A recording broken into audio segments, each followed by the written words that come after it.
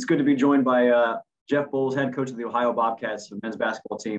Jeff, it's been a while since we talked, maybe 3 or 4 weeks now. A lot has happened since then. I guess we'll just start with these last 4 games that have taken place. We'll start with the Michigans, I guess we'll call it, Western, Eastern, and Central. In those first halves, it was close in every single game. And then in the second half, you guys kind of pulled away from them. What do you think was the difference in the first half versus the second half, and why things were working in the final 20? Yeah, I think if you look at the schedule, we just briefly talked about it. 6 games in 12 days, and then we had 3 road games in 5 days. And when you play that many games, you change your whole practice schedule, your routine, everything you're doing. And I was really proud of our guys for finding ways to win games and continuing to play for 40 minutes, and that's what we're able to do against the teams that we played. I wonder how much that has to do with the way that you guys played at Toledo. Now you guys have only 2 losses in the MAC, 12-2 overall, but both to the Rockets. Is that part of the scheduling and trying to make sure everybody is ready, prepared, but also mentally so? And how much does it have to do just because Toledo is a very good basketball team? Yeah, I think a little bit of both. I mean, Toledo's good. They've beaten us twice now, and we're both 12-2, tied for first in the league.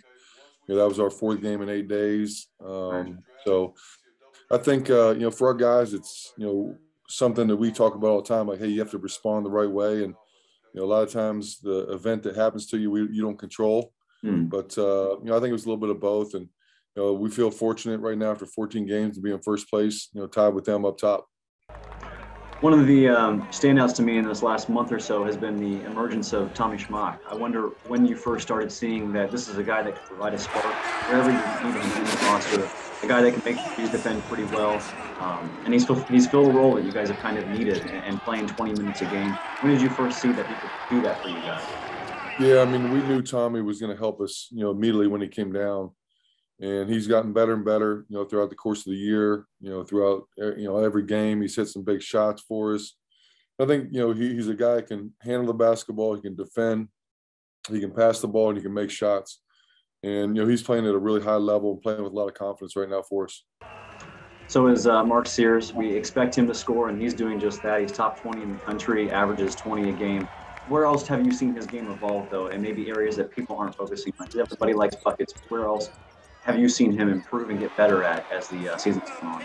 Yeah, if you look at his numbers, I mean, he's averaging 21 points a game. I think, close to 6 rebounds a game, shooting 42% from 3, 90% from the foul line. Just, his numbers are out of this world right now.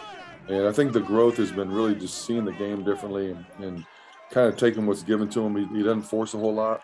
He makes the right play. The different reads off of ball screens he's starting to see differently. And, I think for him, it's just really picking his spots, and he can go on a spurt, on a 8 to 10-0 spurt on his own. And he seems more comfortable out there with everything that's going on. I'm glad you mentioned his ability to not give the ball away. That seems to be a theme with the whole team. You guys are number 1 in the MAC in turnover margin, and it's really not close. Miami is the second closest, but they're 2 points behind in that category. And also free throws. You guys don't allow many, the second fewest in the MAC. I wonder, is that just a discipline among this team, or how much does that have to do with you've been here a while and now you have a system in place where that's part of what you were trying to build, of not making too many mistakes, not making mental errors that lead to giveaways and free throws, things like that? Yeah, our defense has been a big reason why we're sitting up top of the league. And we have some guards that are really, really good, on-ball defenders. Mark Sears, Tommy Schmack, Miles Brown. I think if you look at those 3, and then Jason Carter, is really good on the perimeter, guard the 1 through 4. And, Ben Vanderplas is guard the other team's 5 men. And I think our ball screen coverage has been really good with how we've been playing. But I think just the on-ball pressure and kind of the disruption that we've been able to do has really helped us.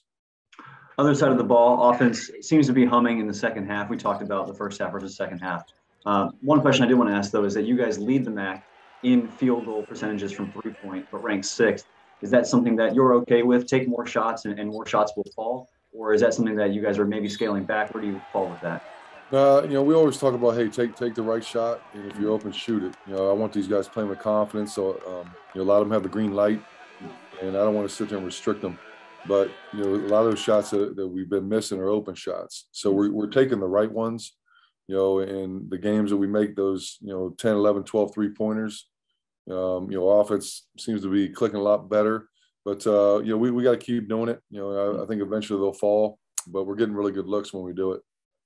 That's part of the evolving game. Every single player has to have an ability to shoot three. It's something that you see with this team. How much does that help from a perspective of you got a guy like Jason Carter, BVP, who can play the five, but also move out and shoot that bucket when you need them to?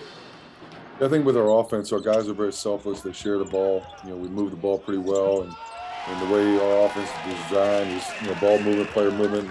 We really talk about getting post touches and paint touches. We chart those every practice, every game, and the points per possession that we have off of those. And, we're a much better team when we get ball reversals, throw the ball inside or drive the ball inside and, create shots. Everybody loves March, but you got to get through February and play well in February to get to where you ultimately want to go. What's gotten you guys through that stretch right now? Yeah, it's hard to believe it's, February 14th. You have 3 weeks left in the season and 7 regular season games, and then you start the tournament. I think the biggest thing now, you want your teams to be as physically and mentally fresh as you can be. Obviously that was tough for us, going through this stretch of 6 games in 12 days.